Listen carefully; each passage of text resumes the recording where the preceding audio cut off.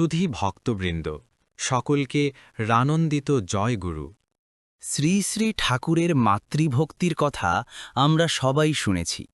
তিনি তার বাণীতে বলেন, মাতৃভক্তি অটুট যত, সেই ছেলেই হয় কৃতি তত। পিতায় শ্রদ্ধা, মায়ে টান, সেই ছেলে হয় সাম্যপ্রাণ। সেই মাতৃভক্তিরই ছোট্ট একটি ঘটনা আজ বলব। শ্রী শ্রী ঠাকুর বাল্য অবস্থায় পরিবারের অভাব মেটানোর জন্য মুড়ি বিক্রি করা শুরু করে।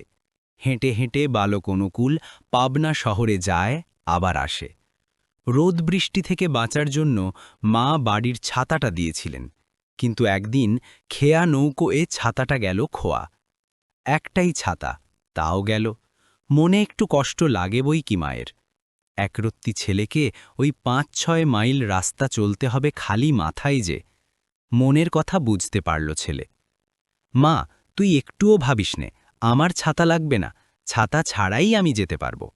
মায়ের কষ্ট না হয়, সেই হলো ওর বড় ভাবনা। মাকে কখনো কষ্ট বুঝতে দেন না। এই তো শ্রী শ্রী ঠাকুরের মাতৃভক্তি। এই রকম মাতৃভক্তি আমাদের মধ্যেও জেগে উঠুক।